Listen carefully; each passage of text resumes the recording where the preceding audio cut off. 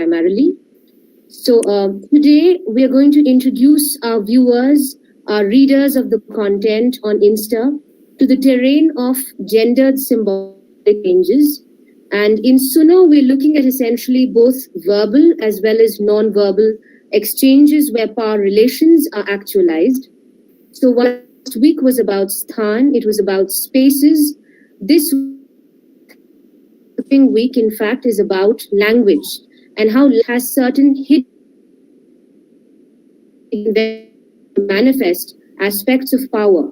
So we're not necessarily looking at, let's say, verbal abuse or assault, but we are focusing our gaze on the innumerable and subtle strategies in which words and even non-verbal subliminal cues can be used in our everyday as instruments of coercion, constraint, tools of intimidation, condescension, and contempt.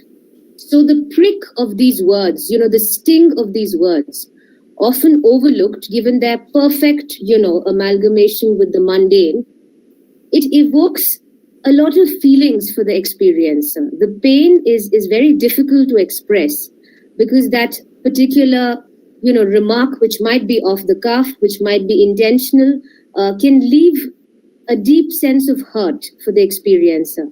So to analyze the oppressive implications of ordinary speech or home talk, we are therefore now, urging our viewers to be more sensitive to the choice of words, the intonation, the vocabulary, culturally, embedded gendered ideologies, associations, allegories, metaphors, which are used in almost every language.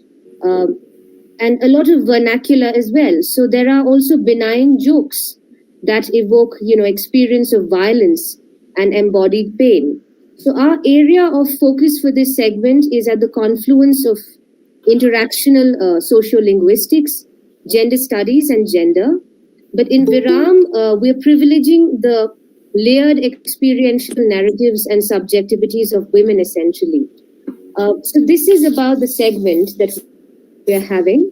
And I'm very happy to introduce amidst us Sudha Shankar, who works in the area of communication and healing. Sudha has been an editor for over 25 years, working with organizations such as Children's Book Trust, Rowley Books, Encyclopedia Britannica, and Word by Word. She's been an English news reader with All India Radio for over 2 decades. In her other practices, she also practices hypnotherapy, counseling, and meditation, and uses energy healing methods to help bring about wholeness and well-being. So straddling both these worlds of communication and healing is non-violent communication. Sudha is Executive Director of the Non-Violent Communication Trust. It's an organization committed to the spread of NVC in all of the Indian subcontinent. And it's an absolute privilege to, in fact, have Sudha, and she's very kindly consented on such short notice. And this promises to be a very engaging talk because we still have to be exposed to the concept of NVC and what exactly it is. So we've all come, Sudha, with very open minds, and we're waiting to listen. Thank you. Thank you, Priya. Priya, that's Priya. May I call you Priya? Yes, please. Yeah. Okay, thank you, Priya. I'm delighted to be here. Thank you for thinking about me and reaching out because it's sort of interesting because in the NVC movement in India, we've been able to cover the West, North, and the South, and our eyes were now on the East. So it was very, there was a lot of synchronicity. Maybe the message went out energetically that, we wanted to reach out. So I'm very glad to be here. I think that we have 1 hour, is it? Approximately 1 hour? Yes, 1 hour. Right. So it's a daunting task to be able to speak about NVC and to be able to convey some of the essential principles of NVC in this time. But I would like to begin with the person who started this, and that is Marshall Rosenberg. And I'd like to begin with saying a few words about Marshall Rosenberg. I don't know, I had sent out a sheet or a paper which gave you an overview of what he did. He lived in Detroit. He grew up in Detroit, and he is a Jew. He was a Jew, and it was in school that he first was bullied by other people, and he heard expressions like "kike," which is, I think, the slang for Jew. So he experienced violence in the language when he was a very young student, and it puzzled him then, and he carried these questions that he had in his mind into his into his university life. He majored in psychology, and he worked and studied and worked with Carl Rogers, and he was a very defining influence in him on him. And the two main questions that came. So first of all, there was a fundamental belief that Marshall held, which is that it is our nature to enjoy giving and receiving in a compassionate manner. We are essentially compassionate human beings who enjoy giving and receiving to all of us, to society and all our people around us. This is the belief that he began with, and we'll talk about how it has changed and shifted. And there were two questions that occurred to him in childhood and which he continued to explore, which is what happens to disconnect us from our compassionate nature, leading us to behave violently and exploitatively. And he looked around him, and these questions arose in him when he was being beaten up, bullied, shouted at, ostracized by his fellow children around him, his schoolmates. And conversely, what allows some people to stay connected to their compassionate nature, even under the most trying circumstances? So, as Marshall grew up and as he started exploring, and he majored in psychology, he got a PhD in psychology, and he worked with Carl Rogers, this question became the central focus of his life. And then he formulated what he understood was what was the root or the cause or the motivating factors that led people to behave in particular ways. And perhaps we'll come to that a little later. And not satisfied with one-on-one personal counseling, etc., he decided that what he was looking at is actually social change. What he was really wanting to start a movement where there would be more and more people who believed in or who understood and who resonated with and were aligned with his philosophy. He was deeply influenced by Gandhi, that goes without saying. He was deeply, he really wanted, he believed in nonviolence. And so the belief is that violence is not our natural state. Violence is a conditioned response. It is over centuries, over millennia that we have picked up these ways of being. And it is something that we have learned as we became more and more civilized, we also became more and more violent. And that, I think, is very evident in the current situation that we are. So it is our conditioning, it is our experiences, it is also the punishment-reward dynamics, the right-wrong thinking, the us versus me versus you thinking, or the us versus them thinking, that perpetuates and keeps us in this, perpetuates violence in our lives. And also, I think from childhood, we are taught to be, it's very individualistic in the sense of we are encouraged to be competitive. Not that that's a right or wrong thing, but we are encouraged to be competitive. And in that competition, what happens is what goes away from us is collaboration. And he wondered how it would be if we can achieve excellence as well while we are collaborating with each other. So he made this very clear that he does not claim to suggest anything new in the way that he is listening. But what I think was really, really important is that he has actually given us a very working model, which once we become more and more aware of, it becomes easier for us. It becomes easy for us to understand. It becomes easy for us to practice. And that is, I think, what is one of the most important things about this. So what does nonviolent communication, what is nonviolent communication, what is the fulcrum of nonviolent communication, the purpose of nonviolent communication, the vision of nonviolent communication? I guess it would mean that it is transforming our consciousness in a way that we are able to see the humanity of each other. It does not mean that we all have to agree with everything that everybody is doing, but it does mean that even though we disagree, we can still see the humanity of the other person. And that I think is absolutely the fulcrum of the whole philosophy of nonviolent communication. It seeks to build awareness of the power and impact of our words. Just as what you were speaking about, both Katyani as well as Priya, that the impact that our words have on the others and how violently we can use our language. It also helps to understand the language we use and to be able to distinguish between is it connecting or is it alienating.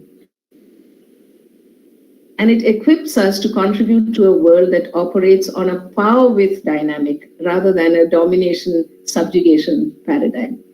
I think that speaks even to the gender movement, the gender rights movement, that we are so conditioned that it takes a lot of work on ourselves to think of us as equals in terms of having a power with equation with this thing. So what he in a way was suggesting is quite revolutionary. He's talking about, say, a school system where we are not giving punishment, where punishment and reward no longer are active. So the stars that our children get, or that we received when we were children, which is in one way a way of motivating us to do better. And the other, the subtext is, if I get 3 stars on one week and I get 2 stars another week, it means the subtext is that maybe I'm not good enough. So if you get 90% marks, very often the 99% marks, so very often the question is, where's the 1 mark? How come you haven't got the other 10 or you haven't got the other 1? And that is the violence, because what you're conveying to the child is that you are not good enough or you don't measure up. And then that carries on through our childhood into our adulthood. And we struggle with that. We struggle with this whole sense, which comes in a very unconscious way of, it mingles into our being. And so he really suggests a school system where there is no punishment and reward. Can we not do that? And that's a very much a huge, and there are schools now that are totally dedicated to seeing that, to being in this fashion. It's very tough because what one is actually doing is we are moving out of, stop sharing. Sudha, I just have a question till we come back to the presentation. So when you talk about a collaborative approach, in terms of speech, there have been a lot of empirical studies which have tried to bring focus to the fact that women try and use language which is generally very sort of focuses on cooperative aspects, on collaborative aspects. They're mostly reconciliatory in nature. And rather than being very decisive and purposive, there's always an element of hesitance. There's always an element of uncertainty and vacillation. And that kind of vacillation can also be interpreted as keeping the conversation maybe a little open-ended, allowing room for negotiation. But often this kind of speech renders women particularly in key positions, more powerless rather than powerful, if you know what I mean. So when we try and apply cooperation and a kind of a collaborative approach towards people, are we also not kind of inviting a possibility of undermining our position? Yeah, thank you for that question, because when we talked about, the way I understand collaboration is that I am taking different aspects of, in a community, I'm taking different aspects into consideration, and I'm actually wanting a movement that will take us together forward. So collaboration essentially coming from a sense of your own individual power, and it's not about giving up on something. Our conditioned response, and all this that you are describing, Priya, is about peace at all costs. Let us voice ourselves, but let's not rock the boat, because we are uncomfortable with it, so we want to go ahead with it. So then it's a very big debate on this. So where is it that I can actually step in? And what nonviolent communication does, it gives us the tools to actually step in, say what I want to say, hear you fully, hear you very, very clearly and fully, so that I can continue to engage. So neither do I leave a discussion feeling, the ideal state would be, neither do I leave a discussion thinking that, oh, I wish I had said this. I may have that thought in my mind, but it's not coming from a space of lack. I'm completely in my power and I can hear you fully. It doesn't mean that I need to hang on to my... So a lot happens in the dynamics of listening and deep listening. So NVC gives you very good tools for deep listening, because the way we listen is usually not considered listening, is not empathy. A very big, a large part of nonviolent communication is about empathy, both self-empathy and empathy with the other. So how do I listen to myself and how do I listen to the other people? So I'd like you to just hang on to your question. I don't know how much I have been able to address it, because it is a really vast thing, because there are many factors. We tend to generalize when we say that women do this, and we want to be more specific to say that I have seen XYZ or 3 or 4 instances, or I have experienced it over the past, several weeks, meetings that I've held, that I find people who are holding back, and that comes out of the conditioning. So it is that conditioning that we are being asked to step out of, not in a violent way, not in a reactionary way, not about, I don't. So it's really giving us another method, another way of processing our responses and being able to hear the other person's responses. So very briefly, because this is just a sort of an overview, there are what I consider the 4 pillars of NVC.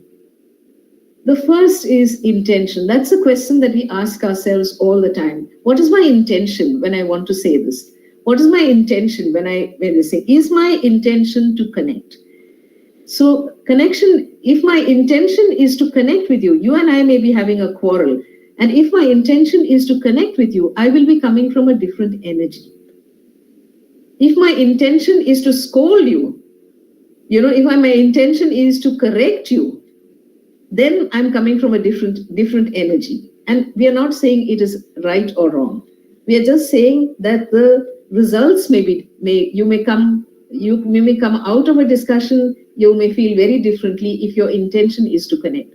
So we stay very grounded. The basic principle in NVC being, you have to keep checking in with yourself to see what is my intention when I'm saying something. Is my intention to connect with the other person? Is my intention to communicate with the other person? Is my intention to listen with curiosity to the other person? And very often we don't know. I come back to this, that we are so busy formulating a response that we are not listening. And and NVC gives us tools and literally nitty-gritties of how to listen, step by step by step. So the four pillars, as I said, of NVC, one is intention. So I keep checking with myself, is my intention to connect? The second is attention. You know, do I, is my attention about the stories that I carry, about the narrative I may have, or is my attention in the here and now? And that's again another every moment, every time I'm engaging with somebody, I then move in with this intention to connect and keeping my focus in the here and now. You know, what's happening right here, right now.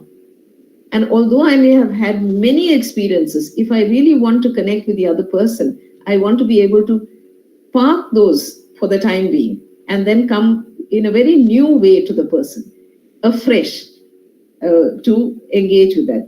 The third thing is honesty. The third pillar in NVC is honesty. Am I expressing my feelings and the feelings and needs that are alive in me? Am I being able to express myself honestly? And that's a question that we need to keep on asking yourself. Have I said what I want to say? Have I said it in a way that is not that I can be heard, rather than have I said it in a way that I'm just going to blast? So all of these things to be able to check in with this. And the fourth pillar is empathy. Am I connecting to the feelings and needs of the other person? When I'm engaging with somebody, am I really seeing what is alive in the other person? So if somebody comes at me and shouts and screams, then when I'm really in my NVC consciousness, as we call it, I'm just seeing a wounded person. I'm not hearing the words. So I'm just seeing that there's somebody who's really wounded and wants empathy. So am I able to provide it at that time? Because what happens is, if I'm able to provide that empathy, if I'm able to listen with empathy, then in all probability, there is a shift in the other person. There is an openness at the end of that empathic engagement. There is an openness, or there's a spaciousness to hear my point of view. So knowing that these are the four pillars of, I'm going to share screen again. Okay, so I'm going to let it be for the time being because I'm not savvy with this. Yeah. And then we come to, so I'm going to now focus on there's what we call the NVC model. It is a 4-step model. And I'm going to focus today on what I think is the main step, not four components. So what I think is the main component of NVC.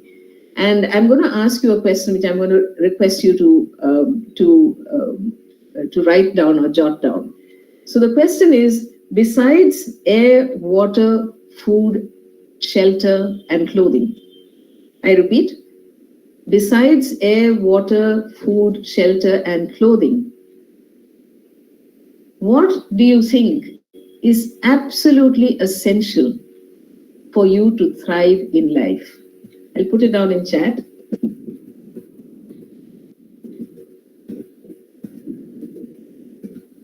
Besides air, water, food, choose two things: clothing and shelter. What do you think is absolutely? I'll be asking you, so don't put your, yeah, I can see your comments. Hold it. Yeah, absolutely essential.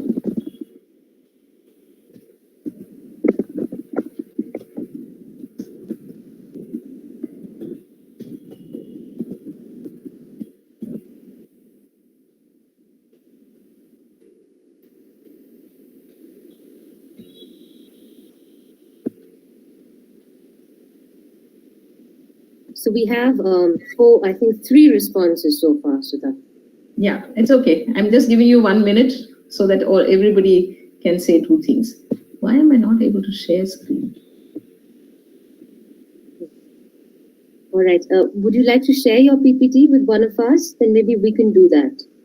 Shall I send it to you? Yes. Please go ahead.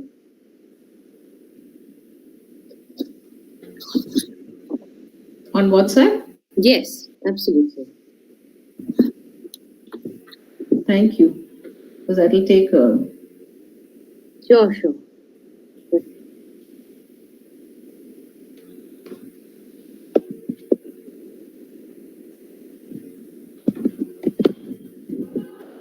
Those are really very many responses. yeah. Wonderful.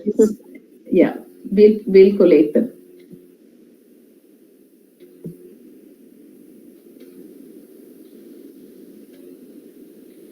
Okay, since the recording's active, I'll just read out some of these responses.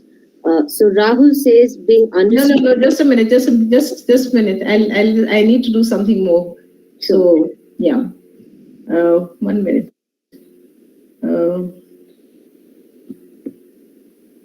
Maybe each one of you can say something because I'd love to hear voices. I'd love to see faces also. But I'm sensing that. If you could just speak up one at a time. All right, I think we could just start with that. That shouldn't be a problem. Come on. Who wants to volunteer first? Go for it. So I think thriving and happy social relationships are also essential. Okay. Wonderful. Yeah. Anybody else? To me, I think it's mostly about love, affection, and feelings of validation that makes life worthwhile and wholesome. Okay. Excellent. Somebody else? Ma'am, the feeling of like the joy which we feel when we love and we are also being loved by someone when we have What is the feeling? the feeling of loving and also being loved. Okay. So I'll just take it as +1. Will you just give me your responses? At the end, I'll share it. Definitely. So I think Rolishri spoken, Mona has spoken. Rahul, would you like to just say what you've written? And Tirthankar is here as well.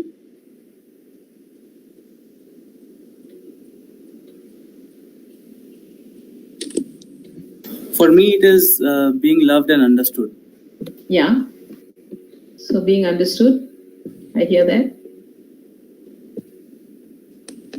Now, when I again think about it, Sudha, for me, it's also dignity and honor.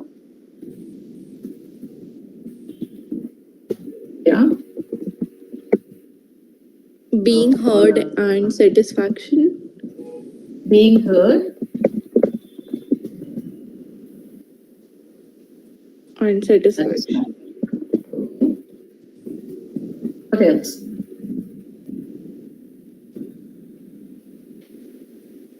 Anybody else? I can't see the people, so if anybody can see them. I think for me, it's being understood and having a sense of purpose in life. Purpose, okay. Wonderful. Someone wrote Anything peace of else? mind. I'd also like to add being compassionate towards others because that helps us to create a more loving environment and Yeah. a sense of self-esteem for oneself. Oh, Someone wrote peace of mind also. sorry? Someone wrote peace of mind. So peace of mind correct. to someone. Also, Sudha, I think ambition.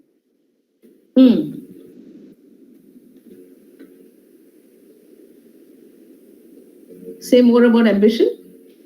Is it also purpose part of it? Yes, yes, but it could be something not very noble, essentially. So just achieving certain goals at any cost. Correct. Yeah. And I think we all collectively forgot to mention family. Family is Family? one of the yes, ma'am. Yeah. Very, very important. Absolutely essential, Rolishri? Friends too, I guess. Yes, ma'am. Yeah. Okay, all right, right. So let's have a look at this, and I know there'll be many more, but let's go with this. When you look at these two columns, can you see it? I've put them into two columns. Everything that was shared up until now. Yes. Yes. If you were to give a title to each of these columns, what would it be?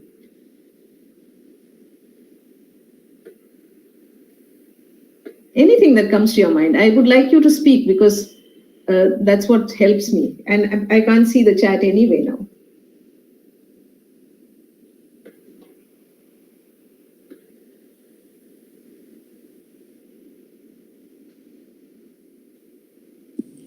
I think the first column has to do with our relationship with our own self. Okay. And the second is more our relationship with those around us, be it family or society. Okay, self, and this is society or shall I say others? Absolutely, yes. Okay. Also ambition? Roughly, okay. I think one is internally driven and the other is externally driven.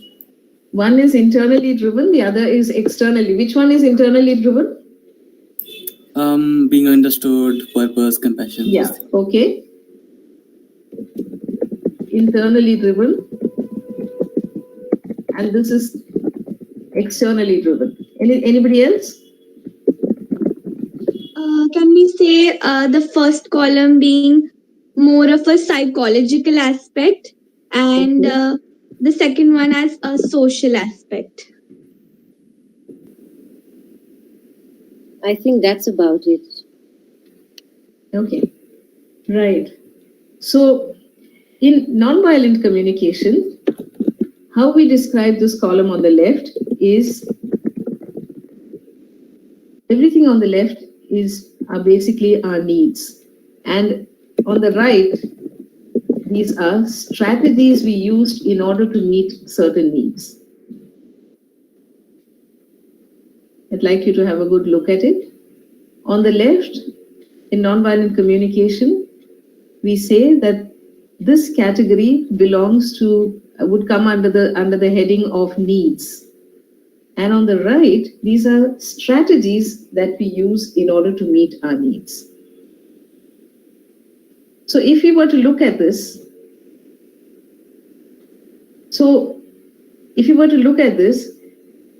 and you see love, affection, validation, being understood, dignity, being heard, satisfaction, purpose, compassion, self-esteem, peace of mind. In NVC, we say this is the fulcrum. In the sense, needs are what propel us to either do things or not do things. So there are three principles of NVC, if I may call them principles. One is that everything, first of all, needs are universal. If I have a need for love, you have a need for love. Everybody in this group has a need for love. The man on the street has a need for love. In fact, people extend it to even, non-human things have need for love. So needs are universal. Needs are universal. It's a universal is what drives us to either do something or not do something. That is the first principle.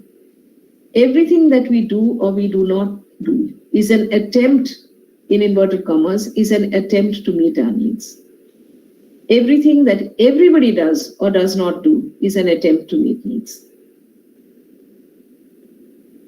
And the third principle, which is really, really important, is everybody's needs matter. So just taking the first one, that everything that we do or we do not do is an attempt to meet needs.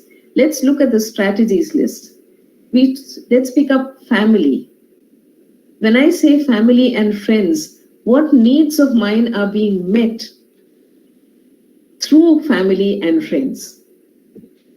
Can you make a guess? Ma'am, the psychological aspect of it, that we want love, and the basic aspect of a child being brought up So the sense of the complete, we might say, socialization or a complete growth process is kind of affected by the entire family. Sexual relationships, reproduction, having a social relationship with our friends, which helps us, be more affectionate towards one another. It creates a peer support. So all of them. Yeah, thank you. So a whole what you're actually unraveling is a whole basket of needs. We often think that we want friends. I would love to have friends, or I have friends, but we seldom get into, what needs of ours are being met. So family, like you said, can meet a need for survival because that's, reproduction and all of that. It's propagation of the species. Friends give you love, and friends and family give you a sense of belonging, a sense of safety, a sense of security, a sense of, being anchored in something. So stability is also possibly what we get needs, what need of ours is another need of ours that is being met by when we talk about family. Similarly, if you think about social relationships, what needs of yours are being met? It could be stimulation, it could be inspiration, it could be creativity, it could be, of course, all the other things, a sense of belonging, a sense of identity. All of these needs are being met. So everything that we do or we do not do or we have is actually, and because this is very fundamental. And what happens is our focus is on the strategies. And we need to come down to our needs. When we are attached to a strategy, strategies are ways or methods we use in order to fulfill our needs. And when we are attached to our strategies conflict happens at the level of strategies, never at the level of needs. So when I say, I would really like your support, would you come and help me finish this project? It's different from saying, when I express my need, there is a greater chance that, there would be a hearing for that. But supposing I say, no, you have to do this project, and I feel very sad, so my need for support is not being met, but I get attached to a particular strategy. Most conflicts arise because of my attachment to a particular strategy. But once I understand what needs of mine, I'm coming to that, Rahul. Once I understand what needs of mine are being met, I find different ways of meeting. One need can have 100 different strategies. So if today I have a need for rest and relaxation, I may choose to go out for a film. Tomorrow I may choose to stay inside and just be a couch potato for the entire evening or for the entire weekend. I may choose to listen to music. I may choose to go for a film, something like that. So there I can go for a walk in the morning. I would really feel rested and relaxed when I do that. I can just sit silently with myself. I can meditate. Just like that, one need does not have just one strategy to be met. There can be 100 different ways in which I can meet that need. When I am attached to one particular strategy, no, you have to do this with me, or you have to do it this way, then it can be a source of pain, it can be a source of conflict. And very often, we are very hung up on the strategy. We seldom get back into, okay, these are my needs, let me get connected with myself. What needs am I meeting by asking for the strategy? And therefore, it's important to know that conflict happens at the level of strategies, not at the level of needs. If you were to look at, and this is true of our personal, interpersonal, it is true intercommunity, it is true international. So once we understand that, hey, these needs, these are this nation's needs, and very often we find when we struggle with strategies, we may ultimately find that we have more or less the same needs. So if I have a need for, if as a nation, we have a need for identity, we have a need for safety, every other nation on this planet has a need for identity and safety. But what do? We go war with each other because of XYZ reasons. So Rahul has a question, how do we reconcile the fact that everybody's needs matter when two people's needs are opposing each other? Give me an example, for example. Rahul?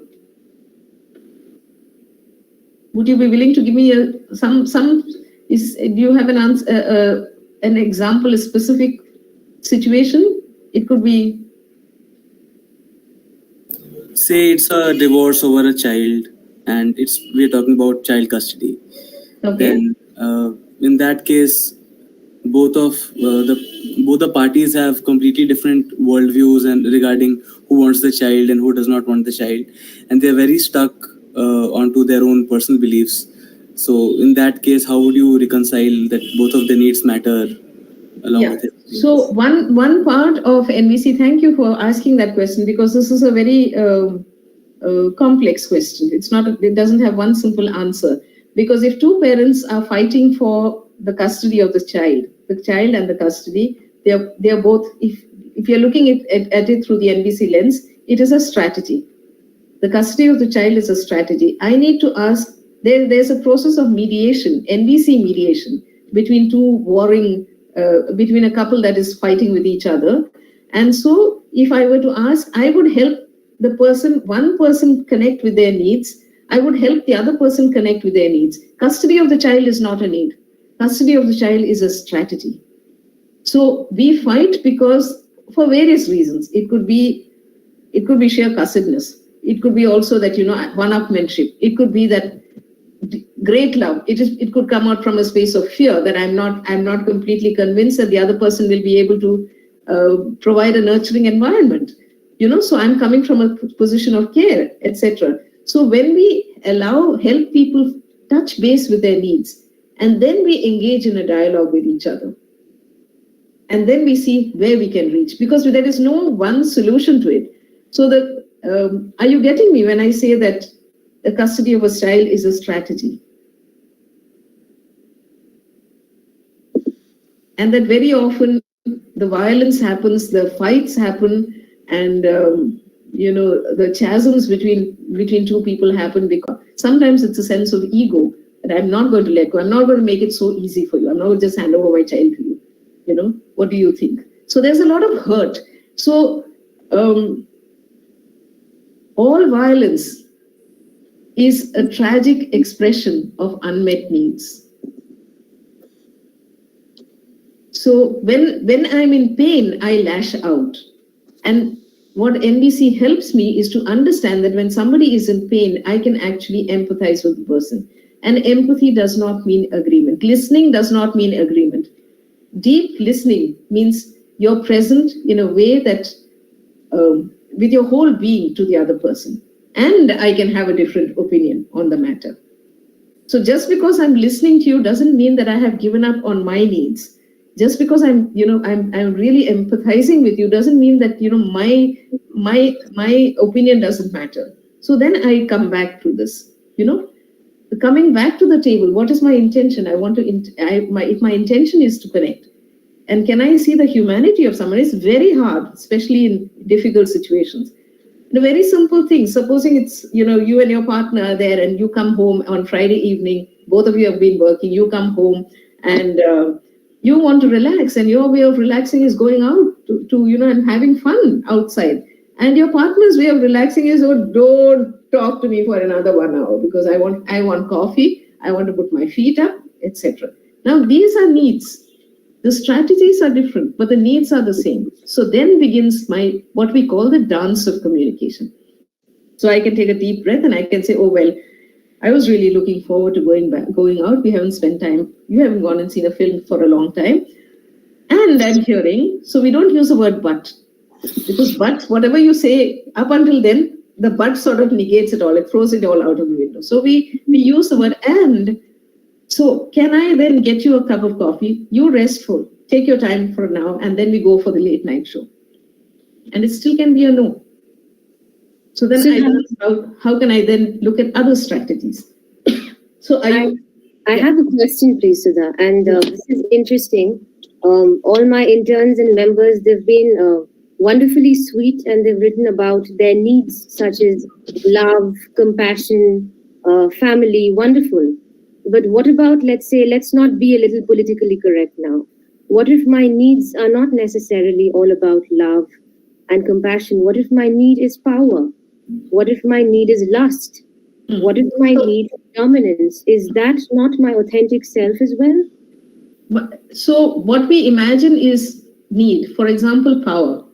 I'm possibly imagining that you're underneath that when you want to control. So we don't consider control as a need. My need to control is not a need. We have to then go deeper. So what am I when I control? Are wanting to matter.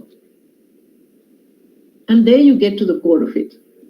So very often what we think are needs are not really needs. They are strategies. So the question to ask is, when I'm able to control this whole community, what needs of mine? So to influence, to matter, and to matter is one of the core needs.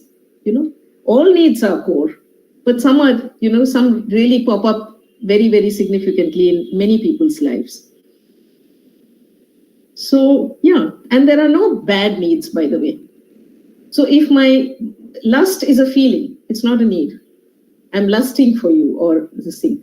What am I longing for in my lust? Am I longing connection? Am I longing closeness? Am I longing for intimacy? And then once you name the needs, that's the magic of it. Once you name the needs, you say, yeah, and this much, and this, and this, and this. And then it becomes so clear. Again, I'm repeating, I may not agree with you, but that still doesn't mean, that what connects all of us is this ocean of needs that lives in each of us. And it is so dynamic that from moment to moment it is rising. And it is telling us, acknowledge me. It's looking for acknowledgement. Somebody said validation. We seldom validate ourselves or our own needs, which keep rising like waves within us. So if you were to, I have an exercise which says day of needs. And I'm going to share with you a needs list of this thing. So if you look at your every mundane thing that you do, everything that you do or you do not do, I wake up in the morning, I put the alarm, I have to get out and get cracking at 6 a.m. So on 5 days of the week, I get up. So I'm meeting my need for efficiency, I'm meeting my need for predictability, I'm meeting my need for ease, blah, blah, blah, blah, blah. On the 6th day or the 7th day, I just switch off the alarm and I go back to sleep. Even then, I'm meeting my need. So everything that you do and you do not do, you're attempting to meet a need. And that everything that everybody does or does not do doesn't apply to me. It applies to everybody on the planet. Attempts to do or does not do is an attempt to meet needs. And fundamentally, I cannot say that you cannot have a need for support. I cannot say you cannot have a need for belonging. So everybody's needs matter. The idea is that the NVC then teaches you, how can I then dance with you? How can I do this little Zumba with you? That I may get to understand you better, you may get to understand, I may express myself better in a way that I can be heard, and we can find creatively new strategies. Like I used in that, two people who have the same need for relaxation, but have very different ways of relaxing. How can I then, because I care for you, because you matter to me, so in that situation, what can I do? And in situations like the custody of the child, it can be, there must be so much of pain on both sides, so much of wanting to be heard or so much of whatever it is that is there, that the situation deteriorates and it becomes such a blame game and it becomes acidic and toxic. And I wish there could be a different way of doing it. I wish there could be spaciousness to hear each other, even though we may separate, even though we may split. Sudha, just to add on to what you were saying, so it's like a dance. So it's almost like a performative act in that sense. Yeah. But let's say if your significant other is not willing to dance the dance, so how do you really, shake hands with a clenched fist? How do you make them dance? Yeah. What strategies do you employ to make that happen? It's not easy. Because very often when we first begin our baby steps in nonviolent communication, we are the only ones in a family or in a community or in a working setup, etc. We are the only ones.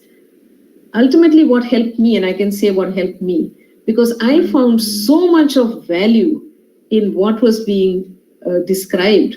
I found so much, it gave me so much more peace. And sometimes I may ask, for example, there are different forms of violence. There is physical violence, emotional violence, psychological violence, verbal violence. And there's also what I call the violence of silence. When somebody withdraws from you in a way that then there is no approaching. So then I give myself a lot of empathy. I understand what my needs are. And I don't think we'll be able to cover it now, this thing, but then I stay. I check in with my intention. My intention is to connect. And I say, for the last, so many days, you've been silent, and I'm wondering, I'm curious, what's happening? Can we talk? Because I would really like that. And then the person doesn't talk. Because see, you can only request. A request is a request as long as you're willing to hear a no. A request becomes a demand when you are unable to hear a no. And this was also another very profound understanding that I got through NVC. So if I'm able to understand that, then it becomes that I'm not attached to the no. Because if somebody is saying no to me, they are saying yes to something else. They're meeting some other need. It's not a rejection of me. I hear that very clearly. When somebody says a no to me, they are not rejecting that at this point of time, I'm not coming with you, or I'm not doing this, or I'm not able to do this because I'm thinking of something else. So my focus is on something else. So if I'm willing, because if I'm the only person who knows NVC and I hear this no, so will you do this by 5 o'clock in the evening? And the person says no, or doesn't say no, passive aggression, says yes and then does not do it at all, or drags their heels over something. So nobody has heard that person. So if somebody is coming late to your workplace and is coming late consistently for about 5 days in a row, there's one way of saying this. You're late. 3 of your leaves are going to be, this is going to be considered as leave, and you're going to be penalized the next time, and then blah, blah, blah, blah, blah, blah, blah. That is one way, punishment. And the other is to say, one of the components of the 4-step model is observation. How can I get to an observation which is without evaluation? So J. Krishnamurti said observation without evaluation is the highest form of human intelligence. It's very hard to do. I get stuck on that part all the time, and I have to keep reminding myself, what's the observation? Observation is what is it that your eyes can see and your ears can hear. So you can see that, hey, or so-and-so, I noticed that on the attendance sheet that you have been coming in half an hour late every day for the past 5 days. Observation. He can also agree to it. She can also agree to it. I can also agree to it. So observation becomes that shared agreement, and agreed statement from which then I can build on. So I'm really curious. What's up? I'm coming from a space of curiosity. I'm coming from a space of wanting to understand, because there's another human being standing in front of me. I mean, the person, so we get labeled as lazy. We get labeled as undependable. Yeah, that's a word, isn't it? Yeah. Cannot be depended upon, or, he's a shirker, or he's a shabby person, etc. And those labels stay with us. It's like a child who you describe as naughty when they are 2 and 3 years old. And that naughtiness, everybody is very appreciative. Bada shaitan hai. Is really, in different languages you have it. It's a lot of joy when you see a child, and the same child then hears that and says, okay, this is appreciation. So I'm being appreciated because I'm naughty. That child becomes 12 years old and continues to be naughty. And they say, stop being so naughty. And then now you confuse the poor chap completely. Because till 5 and 6 years old, we're being appreciated, and now you're not being appreciated. You're being actually scolded. You're being told you're irresponsible. So in NVC, we drop the labels, or we attempt to drop the labels, because it's so habitual in us. It's so hard to share these things. So we attempt to drop the labels. And that's what is this thing. So there are the 4 steps, just to be very, very quick about this. The 4 steps in NVC, or the 4 components of NVC, the model is, the first is observation. The first, not in terms of order, but just to say, when you get to an observation, when you're able to say, so I was doing a process yesterday and they said that, okay, can you think of something that happened to you that you regret, that you did that you regret? And I had this, I had a whole series of things. For me, it had, for 6 months, I've been struggling with something. So it was like a blob of so many things, but it so helped me to whittle it down and to say, okay, I did not, when this person asked me to be allowed to go to Kerala alone, I said no. That was my observation. It so helped me to, to whittle it down and to come to this, what did my ears hear? What did my eyes see? So when I was asked by this person to be allowed to go to another thing alone, I said no. So that was my observation. So observation is very important. Another component is feelings. And then we have our needs, and then we have our requests. Now, nonviolent communication helped me look at each of these components very differently. I had heard of requests, and my requests were always, if you say a please and you say a thank you, that means it's a request. It's not. You really need to know how to make a request. You really need to know how to receive the answer to the request, because then you're moving towards transforming the habitual consciousness that you've been so far living with, and then moving into something that really believes in this fundamental thing, that it is important to see the humanity in the other person. And that then dissolves the walls that we build around us and in relationships. So in that sense, it's it has very concrete ways to be able to deal with, say, anger. How do I express my anger? How do I understand my anger? Forget about expressing it. And where do feelings come from? We often think, and I'm just touching upon this, by the way, we often think that feelings come from outside. You make me so happy. You make me so mad. Excuse me. Don't give your power away. Don't say that you make me so. So the point is, what makes you feel, what makes you angry or what makes you happy is because there's some needs of yours that have been met or they have not been met. When our needs are met, we have pleasant feelings. When our needs are not met, we have unpleasant feelings. But we so willingly give away our power, to use the word power. We hand over the responsibility of our feelings on somebody else's actions. Then action, when I see you do X, Y, Z, I feel very hurt because my need for integrity is not being met. My need for respect is not being met. I have such a deep longing for understanding, and that's not being met. So I'm taking the ownership back of my feelings into myself.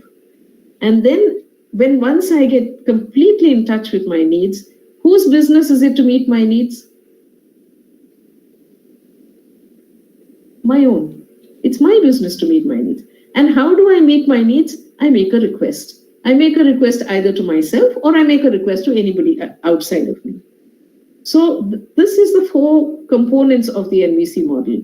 And once I understand this very well, which comes through what Marshall said, practice, practice, practice. So he said, he was asked to tell us 5 things that are very important in NVC. And he said, intention. He said, empathy. And then he said, practice, practice, practice. That's the only way that, so yeah.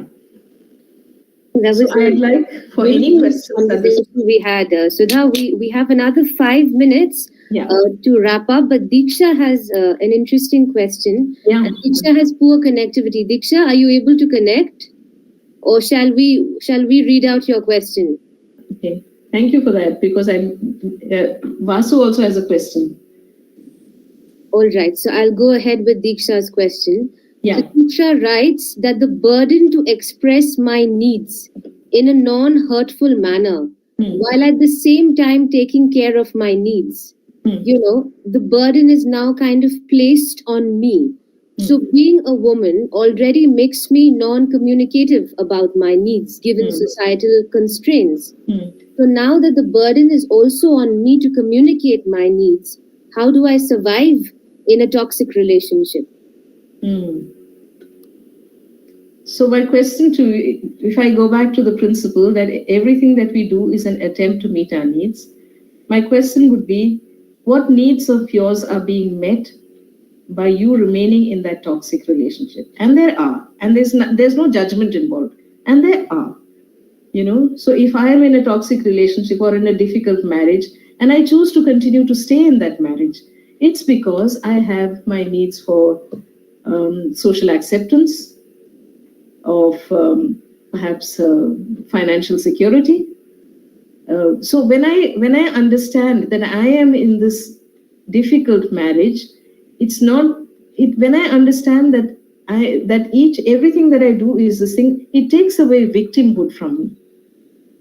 I am no longer a victim, because I'm finding myself, I'm connecting it to my needs. Why am I here in this relationship? So to answer your question, Deeksha, understanding of your needs, first of all, understanding needs takes time. So finding a needs vocabulary or increasing your needs vocabulary is important. And naming the needs to yourself itself is a step forward. Okay? I can't see Deeksha. I don't know where she is. Anyway, I wish I could see the faces I'm talking to. But naming my need itself is progress. And then as I get more and more connected to my needs, there is also another need to be heard, to hear, to speak and to hear. And there is a need to express myself. That is also a need of yours. And maybe with this regular sort of work on yourself and understanding where you're coming from, you will then find the strength, the courage. You can ask for help in terms of empathy, in terms of finding people who can hear you so that you can identify your needs and they can help you identify your needs and then come forward. So we're not asking that in some ways, when you find the courage, when you find this thing, it's not as if it cannot happen. And I'm not even pushing you for it to happen. But more and more familiarity with what is motivating you will help you in then expressing yourself. So life is not static. So if up until now I have been quiet, I have not, and we live on this, the word sacrifice. It's in our mythology, it is in our films, it is in our songs, it is in our folklore, everything. Sacrifice is considered, which means you put aside your needs and you do what society expects you to do, family expects you to do. And it is so much more enriching if you do it recognizing that when I'm doing this, I'm actually looking at alignment, I'm looking at, at peace of mind also maybe. Sometimes you don't pick up quarrels because we say, okay, let it be. And that let it be can be because I'm meeting my needs for peace, or I'm meeting my needs for ease or comfort. And at a certain point in time, I can say, no, I will not let it be. I'm sorry, I will begin to speak up, So the moment you begin to do that, take those baby steps forward with support. So finding a community, so Viraam can be that community of people where you're supporting each other. And when that person, when you support each other, then you come forward and then you make your progress in there. I don't know whether Deeksha is here or not here. I don't see anybody with the name Deeksha. But that was very, very well taken, in fact, Sudha. In fact, Vasu, your question, maybe we could write to Sudha about it, since we are running short of time and we'll have to wrap this up. Yes, but I think we're ending on a very high note. We're ending on how we can, unequivocally and communicate our needs. My needs are important and I'll have to take care of that. So the ownership vests with me. So once the ownership starts to vest with us, vest with the person, that's when you're assuming power.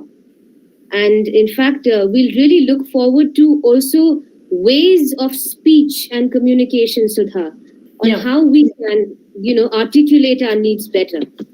I want to also say that this does not mean that if somebody is not able to speak, that they're in any way less.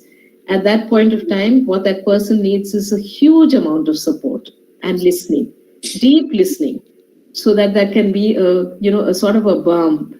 Deep listening till that person is fully heard, and just so it's really being where the other person is and stepping side by side with the person, and then holding the person in a way. So it's not about that I have to speak up. It's not that, but when you go through this process and you understand yourself more and more, then you have the strength or the courage or the presence of mind to say what you want to say.